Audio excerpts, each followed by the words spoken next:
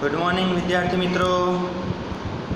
दीपक sir प्रेम विद्या मंदिर से कक्षा 7 में अब चौथा पाठ हम स्टार्ट करेंगे, जिसका नाम है सरल समीकरण। जिसका नाम क्या है? सरल समीकरण। जिसमें हम देखते हैं कि उसमें एक खेल दिया है, बौद्धिक खेल। जिसमें हम अपना दिमाग का यूज़ करना है। बौद्धिक खेल जिसमें सोचना है। तो उसके बाद हम पाठ की ओर बढ़ते हैं। तो पाठ की ओर उसमें क्या आता है कि समीकरण बनाना। तो कैसे हम समीकरण बनाएंगे? कि जैसे कि हमको यहाँ पे अमीना का उदाहरण दिया है। अमीना सारा से कोई संख्या सोचने को कहती है, यानी कि वो कहती है कि तू कोई भी एक संख्या सोच ले। अब जो अमीना है वो संख्या के बारे में कुछ नहीं जानती, यानी कि वो सोचने के लिए कहती है, तो वो थोड़ी बताएगी उसके सामने से। तो वो संख्या जो है इसमें से कोई भी हो सकती है। अब इस संख्या जो है अज्ञात संख्या को एक अक्षर x से व्यक्त करते हैं, यानी कि उसने क्या सोची है वो हमको मालूम नहीं है, तो उसको क्या x से हम उसको मान लेते हैं, या फिर उसको y मानते हैं, या फिर z मानते हैं, t मानते हैं, कोई भी हम मान सकते हैं। a से z में से हम कोई मान सकते हैं।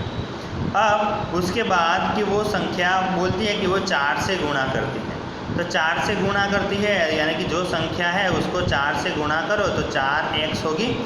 फिर बोलती है कि वो जो आंसर आया उसमें 5 जोड़ो, तो क्या होगा उसमें 4x + 5 ऐसा प्राप्त होगा। तो यहाँ पे 4x + 5 का मान जो है वो x के मान पर निर्भर करता है। कि यदि x बराबर हमने 1 लिया हो तो x की जगह पे क्या रखेंगे? 1। 4 एकम 4 और +5 तो 9 होगा। तो इसलिए यदि सारा के मस्तिष्क में 1 होता है, यानी कि उसने 1 सोचा होगा, तो उसका परिणाम क्या आएगा? 9 होगा। या फिर उसने 5 सोचा होगा तो x की जगह पे 5 लिख दो तो आंसर क्या आएगा? 25 आएगा। तो ऐसे ही यहाँ पे संख्या सोचनी है और उसके ऐसे समीकरण बनाने हैं और उसका आंसर हल करना है। तो ये जो है इस समीकरण का हल ही में ही सारा के मन की संख्या को बताएगा। तो इस प्रकार जो है कि पप्पू के उदाहरण पर विचार करते हैं। तो बालू द्वारा चुनी गई संख्या को y मानता है। पप्पू ने बालू से इस संख्या को 10 से गुणा करके और फिर गुणनखंड में 20 जोड़ने के लिए, घटाने के लिए कहा। तो बालू का क्या आंसर आएगा? 20 घटाकर तो 10y - 20। इसका परिणाम क्या ज्ञात होता है? तो 50 मिलता है। तो 10y - 20 बराबर क्या आएगा? 50। अब हम देखते हैं कि जो हमें ज्ञात है उसकी समीक्षा करते हैं। जैसे कि हमको कक्षा 6 में हमने समीकरण के बारे में पढ़ा था, जिसमें शब्द आते थे ऐसा चर, जिसको इंग्लिश में हम क्या कहेंगे? वेरिएबल। उसका अर्थ होता है कि ऐसी कोई वस्तु जो विचरण कर या फिर अर्थात बदल सकती हो। एक चर विभिन्न संख्यात्मक मान ले सकता है, अर्थात इसका मान निश्चित या स्थिर नहीं होता है। चरों को अंग्रेजी वर्णमाला जो है x, y, z, l, m, n, p इससे व्यक्त किया जाता है और चरों से हम व्यंजकों को बनाते हैं। ये व्यंजक चरों पर योग, यानी कि जोड़, घटाव, गुणा और भाग जैसी क्रियाएं करने में प्राप्त होता है। x से हमने व्यंजक यानी कि 4x + 5 बनाया था। इसके लिए हमने पहले x को 4 से गुणा किया और फिर गुणनफल में 5 जोड़ा था। इसी प्रकार हमने y से व्यंजक 10y - 20 बनाया था। इसके लिए हमने y को 10 से गुणा किया और फिर गुणनफल में से 20 को घटाया था।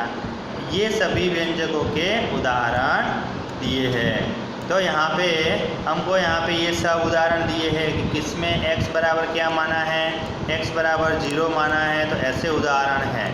अब समीकरण क्या है उसके बारे में। तो एक समीकरण में क्या होता है? समता या समीका का चिन्ह सदैव होता है। समता का चिन्ह जो है वो दोनों के बीच में, समता यानी कि बीच में बराबर होता है।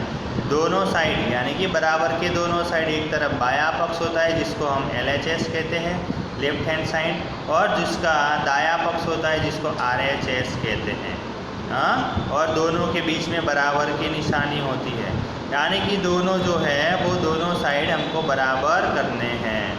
तो ऐसे समीकरण दिया होता है, समता का चिन्ह, ये जो है बीच में समता यानी कि बराबर की निशानी है, दोनों साइड बाई ओर क्या है 4x + 5 है और उसके दाई ओर है 6x - 25 दिया गया है। तो ऐसे एक समीकरण चर पर एक प्रतिबंध होता है। प्रतिबंध यह है कि दोनों व्यंजकों के मान बराबर होने चाहिए और ध्यान दीजिए कि इन दोनों व्यंजकों में से कम एक में चर अवश्य होना चाहिए। तो ऐसे यहाँ पे दिया हुआ है कि समीकरणों का एक सरल और उपयोगी गुण देखते हैं कि समीकरण 4x + 5 = 65 वही है तो समीकरण 65 = 4x + 5 है, यानी कि इसको इस तरफ से लिखो या इस तरफ से लिखो, दोनों सही होता है। उसके लिए यहाँ पे उदाहरण दिए हैं, तो ये सारे उदाहरण जो है वो आपको अच्छी तरह से कॉपी में लिख देना है। ये उदाहरण 1 है।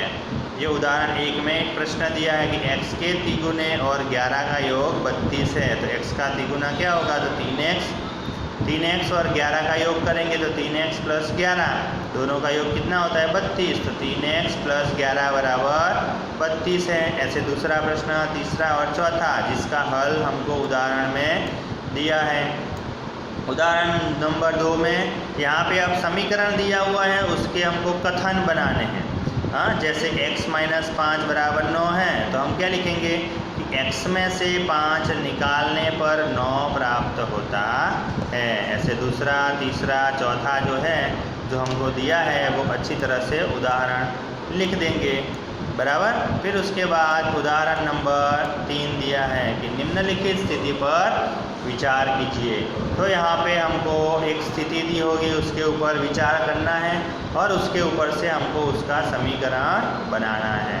तो देखो यहाँ पे हल में भी उसकी विचार किया हुआ है, कैसे उसका समीकरण बनाया है वो सब कुछ लिखा हुआ है, वो अच्छी तरह से समझ लेना।